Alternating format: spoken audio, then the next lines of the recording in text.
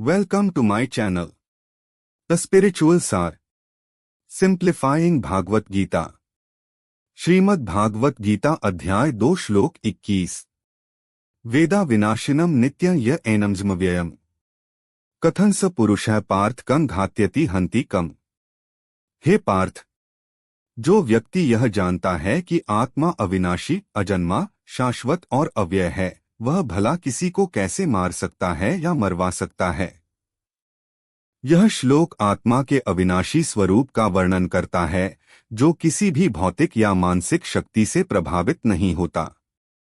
आत्मा का यह शाश्वत स्वरूप हमें यह सिखाता है कि हमारे अस्तित्व का सच्चा अर्थ शरीर में नहीं बल्कि आत्मा में है। भगवद गीता के इस श्लोक में आत्मा को अजन्मा, अज और अविनाशी, अव्यय बताया गया है। इसका अर्थ यह है कि आत्मा कभी जन्म नहीं लेती, न ही इसका कोई अंत होता है। आत्मा की शाश्वतता को समझना जीवन के मर्म को समझने के समान है। जब व्यक्ति यह जान जाता है कि आत्मा अविनाशी है, तो वह जीवन के सुख-दुख, सफलता, असफलता और जन्म मृत्यु की धारणाओं से ऊपर उठ जाता है। श्री कृष्ण अर्जुन को यह समझाने की कोशिश कर रहे हैं कि युद्ध के मैदान में वे जिन योद्धाओं के खिलाफ खड़े हैं, उनके शरीर का अंत तो हो सकता है, लेकिन उनकी आत्मा नष्ट नहीं होती। आत्मा के इस शाश्वत सत्य को जानकर अर्जुन को युद्ध करने का भय नहीं होना चाहिए, क्योंकि वह केवल शरीर को नष्ट कर सकता है, आत्मा को नहीं। इस श्लोक का एक अन्य महत्वपूर्ण पहलू है हिंसा और न्याय के बीच का संबंध। श्री कृष्ण ने यह स्पष्ट किया कि आत्मा को न तो मारा जा सकता है और न ही मारा जा सकता है।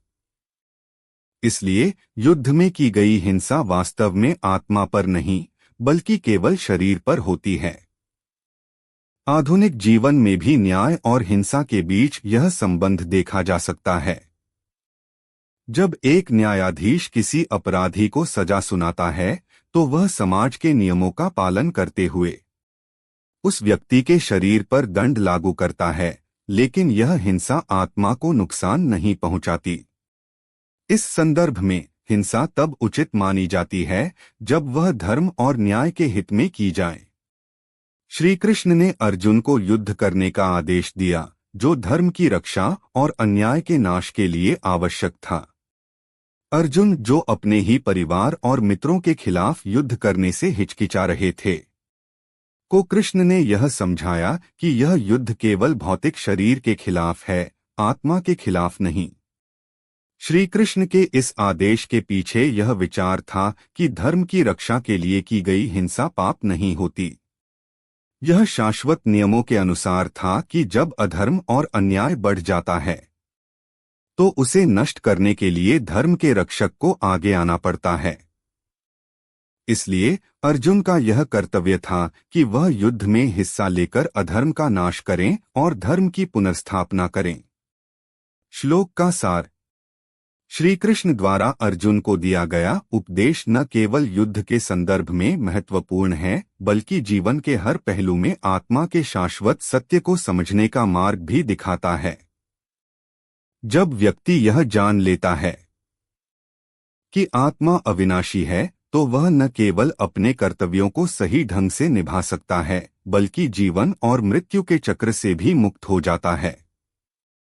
इस श्लोक हमें यह सिखाता है कि आत्मा कभी नष्ट नहीं होती और शरीर का नाश आत्मा को प्रभावित नहीं करता। धर्म और न्याय के लिए किया गया कार्य कभी पाप नहीं होता और आत्मा के इस शाश्वत स्वरूप को जानकर व्यक्ति सही दिशा में अपने कर्तव्यों का पालन कर सकता है। अगर आप इसी प्रकार श्रीमद् भगवत गीता सुनना चाहते हैं तो please like, share, subscribe, also comment.